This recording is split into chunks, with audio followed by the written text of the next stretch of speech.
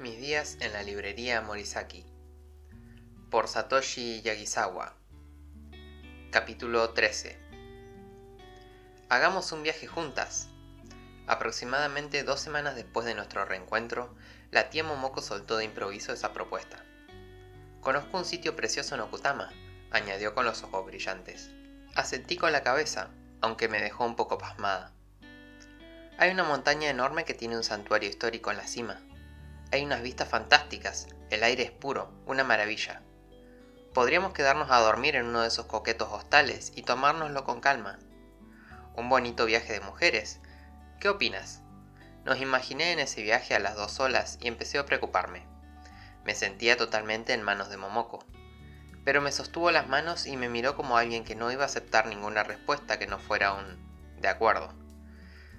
Habían pasado 2 semanas desde que nos vimos en la librería Morisaki. 2 semanas en las que me hice ver bastante.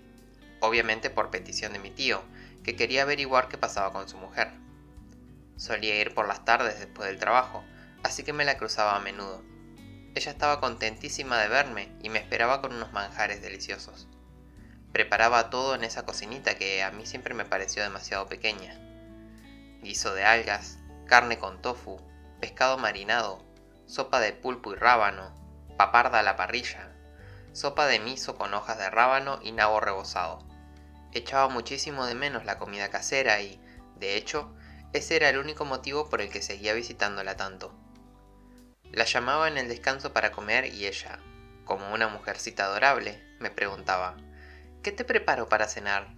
Y yo le pedía lo que me apetecía. Un día ya le empecé a insistir en dividir los gastos y ella aceptó en dejarme pagar la mitad de lo que costaban los ingredientes. Tomaba nota de lo que quería comer y me decía: dalo por hecho. Cada vez que me veía frente a la mesa llena de comida, no podía hacer otra cosa que decirle cuánto me gustaba cada uno de los platos que elaboraba. Tú sí que sabes apreciar la buena cocina, Takako? Me decía la tía Momoko, aunque ella comía el doble que yo. La verdad es que no llegaba a comprender cómo una mujer tan pequeña podía comer tanto. Pues sí, ¿qué le voy a hacer?, respondí en una ocasión mientras el tacuán crujía entre mis dientes. ¿Tú no cocinas? Alguna que otra vez sí, pero casi siempre me conformo con pasta. Casi nunca cocino platos como estos. Pues eso será un problema si empiezas a salir con alguien. ¿Cómo? Realmente nunca había cocinado para un hombre. Era algo que me avergonzaba y hasta ahora había hecho lo imposible por evitarlo. Aunque en general me faltaba experiencia con los hombres. Los hombres son criaturas simples. Puedes conquistar a cuantos quieras con la cocina, dijo Momoko riéndose. Añadió que me enseñaría si lo deseaba, pero como era una negada para las relaciones, de momento sería yo quien se dejaría conquistar por su cocina. Obviamente no había olvidado el favor que me había pedido mi tío y, de vez en cuando, intentaba sonsacarle algo. Pero la tía Momoko siempre lograba escurrir el bulto. Incluso si le hacía preguntas directas, ella siempre se escabullía con respuestas como: bueno, quizá. Como era una persona a la que nunca le faltaban argumentos, lograba desviar la conversación hacia donde quería. Y encima, cuando me ponía delante la comida, me olvidaba de todo lo demás. Siempre pasaba lo mismo y no conseguía descubrir nada nuevo. Conseguí sacarle alguna cosita. Momoko solía hablar de más cuando iba chispada, así que la hacía beber de vez en cuando. Quedó huérfana de ambos padres cuando era pequeña y la criaron sus tíos en Niigata. Al acabar el instituto, empezó a trabajar en una fábrica y, al cumplir 21 años, vino a Tokio por su cuenta y se enamoró de un prometedor cámara. Aquí necesité preguntarle si lo decía en serio. Él se mudó a París por trabajo y ella lo siguió sin decirle nada. Hay que admitir que tenía agallas. ¿Qué quieres que te diga? Era joven, una chiquilla ignorante. Para mí solo existía él. Más tarde descubrí que tenía mujer e hijos en Japón. Así que ahí acabó todo. No hubiese sido capaz de construir la familia de mis sueños a expensas de otra. Fue entonces cuando Momoko, destrozada por ese desengaño amoroso, conoció por casualidad al tío Satoru. Al principio se sentía responsable de él y empezó a cuidarlo, pero con el tiempo se dio cuenta de que lo amaba.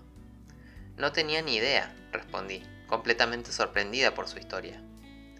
Ella se encogió de hombros y dijo: Satoru es un poco receloso con mi pasado, por eso evito hablar de ello. Ahí me quedó claro que Momoko conocía el motivo de mis visitas.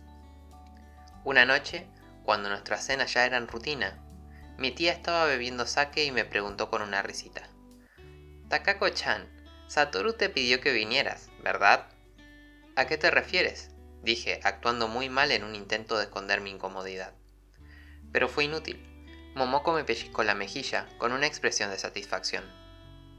Sé muy bien cómo piensa Satoru, y tú no tienes precisamente debilidad por mí, Takako, ¿o me equivoco? Sentía cómo me estiraba la mejilla y el corazón me iba a mil. Se había percatado de todo. Era cierto que, en el fondo, no me sentía del todo a gusto con ella. No era que no me cayese bien, pero si alguno me preguntase, tampoco podía decir que me resultara simpática. La verdad es que diría que adoraba su cocina. Es cierto que había algo en ella que se me escapaba. También se me escapaban cosas de mi tío Satoru, pero con Momoko era diferente.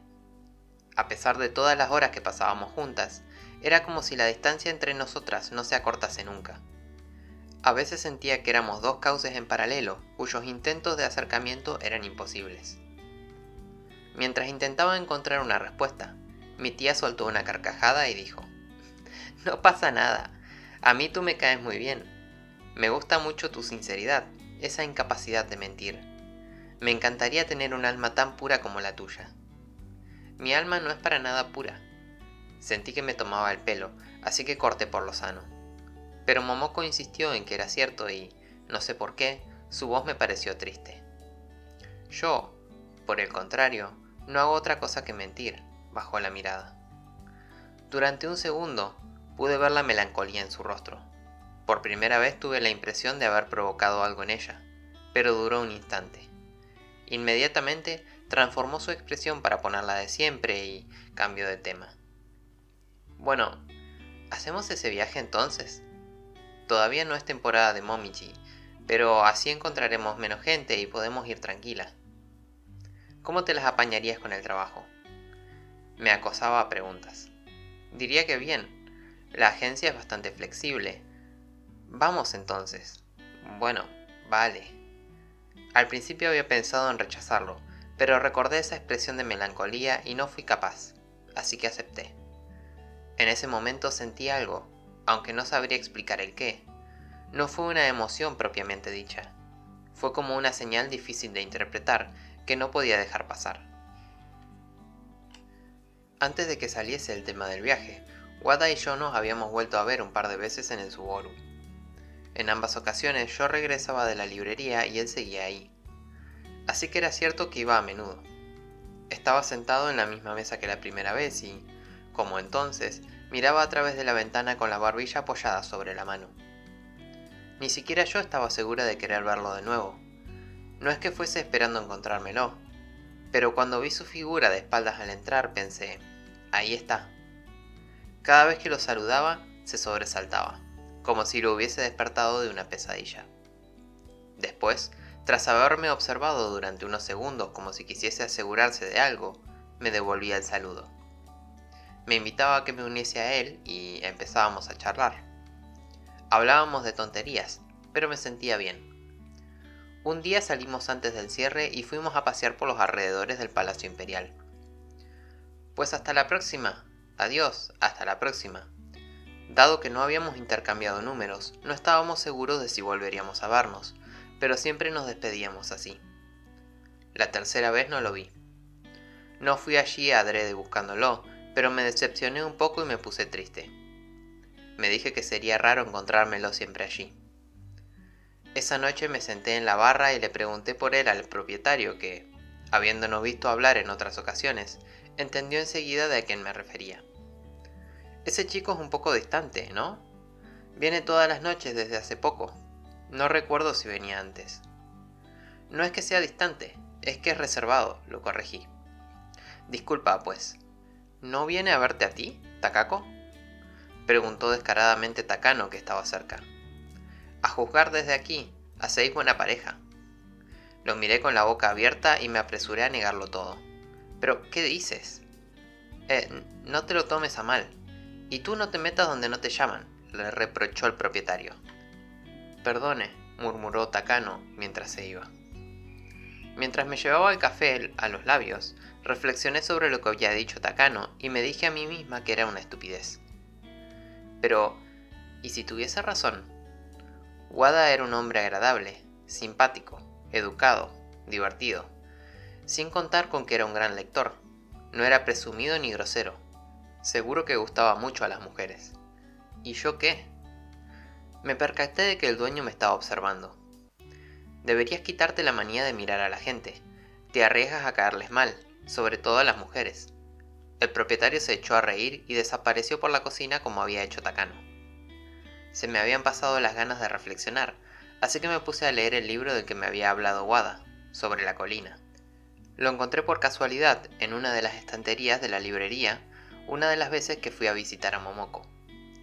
Cuando mi tío vio que le estaba echando una ojeada, me dijo: «Como libro no es la gran cosa». Pero le respondí que me daba igual, le pagué 100 yenes y me lo llevé. Eran apenas 200 páginas que leí de un tirón esa misma noche. Parte en el Suboru y parte en casa antes de dormir. La narración de un amor que acababa mal, tal y como lo había descrito Wada. Tokio en los años de la reconstrucción posbélica. El protagonista es un escritor sin dinero que se llama Lida Matsugoro, quien conoce a Ukiyo, camarera de una cafetería en una calle en pendiente. Se enamora de ella a primera vista. Al principio, ella no se percata de él, pero poco a poco, al verlo todos los días en la cafetería, intuye sus sentimientos y se enamora también. Todo parece ir bien entre ellos, hasta que Ukiyo se ve obligada a contraer matrimonio con el hijo de un rico empresario para salvar una deuda de su padre. Matsugoro, sin esperanza alguna, no puede hacer nada por evitarlo. Colmado de desesperación y soledad, se refugia en la escritura con la única esperanza de hacerse un nombre gracias a sus novelas y poder reconquistar así a Ukiyo. A los 30, Matsugoro logra finalmente el éxito que tanto había buscado, pero poco después se entera de que Ukiyo había contraído una enfermedad muy contagiosa y había muerto. Desde ese momento, el hombre se entrega al alcohol, a las mujeres y a las drogas. Esa vida descuidada acaba afectando su salud, pero él sigue sin ser capaz de olvidar a Ukiyo y sigue yendo cada día a la cafetería donde se vieron por primera vez. Hasta que, un día de invierno, volviendo de la cafetería, tose sangre y pierde el conocimiento. La última imagen que ve es la de Ukiyo. La historia de este amor triste y obstinado me marcó, y al acabar la lectura estaba totalmente conmovida. Las lágrimas caían sobre las páginas dejando grandes manchas. Me dormí bajo el futón pensando que Wada debía ser alguien verdaderamente romántico. Esa noche soñé que era la dueña de la cafetería de la novela y que convencía a Ukiyo de que se quedara con Matsugoro.